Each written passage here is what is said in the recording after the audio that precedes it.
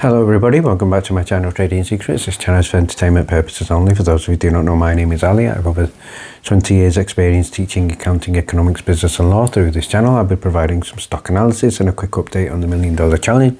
So if anybody's not aware of this is a journey of investment of $1,000 to a return of $1 million over a period of 3 years using a strategy called compound return investing. So the objective is try to get 201 trades, each an average return of 3.5%. It's not 201 consecutive trades, we do take into account losses. So for further details about how to join us for less than $9 a month, information is available in the description below. In today's video, I'm going to be sharing with you details of the appeal filed against FINRA in the New York Supreme Court. We're also going to be looking at a review of the weekly watch list and also looking at ticker symbol PRZO. So stay tuned for that. Before we get started, let's have a look at what's happening in the market. So first headline here from Fox Business: JP Morgan earnings, inflation data and the UAW strike top the week ahead. So we are getting rising treasury yields, which is obviously very important in terms of the impact on the market. And other key events here, we have September PPI inflation on Wednesday, the Fed meeting minutes on Wednesday, CPI inflation on Thursday, which I think is going to be critical, OPEC monthly report on Thursday, jobless claims data on Thursday, and in total we're looking at 12 Fed speakers. So this is a huge week for inflation. Inflation is going to be the main impact on the markets, and hopefully if that news is good, we do see a little bit of a bounce. And we can see here in terms of earnings, we are now slowly moving into the key earnings season. However, for this week, the key ones that we will be focusing on, it will be including PepsiCo, Delta, Domino's, BlackRock, and a few others there as well. And finally, before we get started, shout out here to Unusual Wales, who've posted a quote from Elon Musk, who's just stated that the SEC needs a comprehensive overhaul. So again, never a truer word said there, and hopefully Elon gets his way. Let's now have a look at details of the case filed against FINRA in the New York Supreme Court Appealing Division. And if we look at the New York State Unified Court System page here, we can see at the bottom, this was filed on the 28th of September 2023. And we can see in terms of who it's been brought by, been brought by David Kotani, represented by Mark Basile, versus FINRA, the Financial Industry Regulatory Authority. So this has been submitted 28th of September 2023 and also received on 28th of September 2023. So we can see here appealing case number 2023-03770. So the key thing I would like to focus on here is question 4. And we can see here question 4 highlighted states whether requiring the responders to turn over the blue sheet trading data of its brokers would be overburdensome. So if you remember in the previous case, this was one of the should we call it defenses by FINRA, who stated that obviously releasing or sharing the blue sheet data would be overburdensome. So the short answer here shared by Mark Basile is no.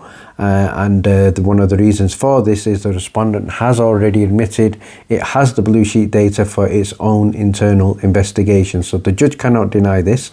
FINRA cannot deny this because this was shared in the FOIA, which is the Freedom of Information Act emails, where Mr. Sam Draddy has confirmed that he is blue sheeting the data. So it'll be a little bit tricky for FINRA to get out of this one. So the preliminary statement also here states that the petitioner or the appellant is seeking information and data contained in FINRA's electronic blue sheets. Once the information is disclosed, the petitioner and the appellant anticipates bringing claims for damages for fraud and market manipulation through stock spoofing and naked shorting against unknown and unidentified brokers. So my interpretation of that is if you are bringing claims of fraud, then potentially that could be criminal allegations. We're looking at potential a case with the Department of Justice.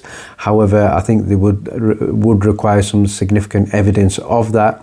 And I think once we get the blue sheet data, certainly that is definitely possible. So in terms of further details about the case, shout out here to Junk Savvy, who will be having a space chat on this. I believe Mark Basile will be on there.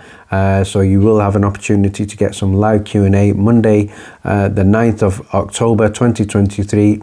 Space opens at 9 a.m. Eastern Time. And now I'd like to give another shout out to Bradley, and he's posted again, Senator Tim Kaine, VA, Vancouver, letter to me concerned about MMTLP fiasco. He fails to understand why FINRA halted for 300 days regulations, and I think these are the words of Tim Kaine. Regulations must protect the public, and our economy should never be threatened by bad actors in financial institutions. So I have retweeted about this, and hopefully additional people can contact Tim Kaine for further information and clarification, so he does understand the MMTLP fiascos. But let's have a look at Tim's letter. So we can see here Tim Kaine has responded to Bradley, and great introduction, and it states here, dear friends. And then I think the key thing I'm going to focus on here at the bottom, where he stated financial regulations should be reasonable and fair, and they should keep business competitive, but regulations must also protect the public. Not happen.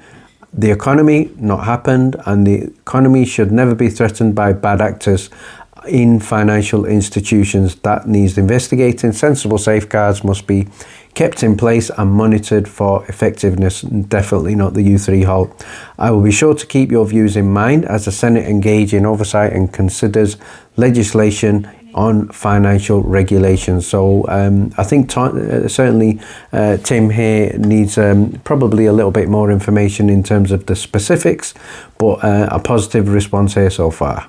Finally, I'm going to finish off by having a look at ticker symbol PRZO, also known as Parazero Technologies. So let's start by having a look at details about the company. So this is a world-leading developer of autonomous parachute safety systems for commercial drones and urban air mobility aircraft. So the business was established in 2014 by a passionate group of aviation professionals and also drone industry veterans.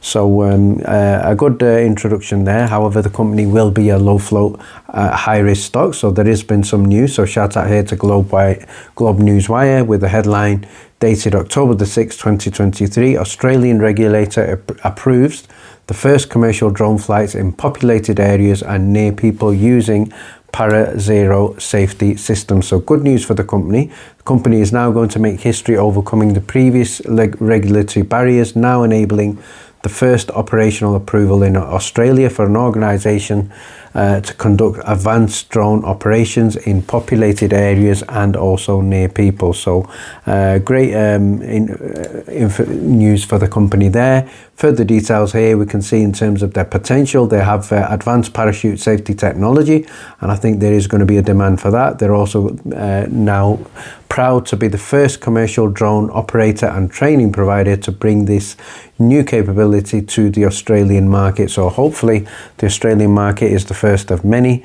But in terms of what's happening with the stock, so we can see that investors are looking at this. Obviously it was granted approval to its Optimus 1EX system, and obviously that was good news under the Federal Aviation Administration, FAA. So let's have a look at what happened in terms of trading. We know the volume was much higher. So this is the chart for the previous 5 days. It's up in excess of 50% over the previous 5 days. However, close of play on the Friday, the volume was up quite significantly, and it closed up in excess of 79% at $1.16. So we can see again a sharp spike there on the 6th, and that has been also sustained on the Friday. And finally, I'm going to finish off by sharing with you a review of some of the stocks that we called in the weekly watch list.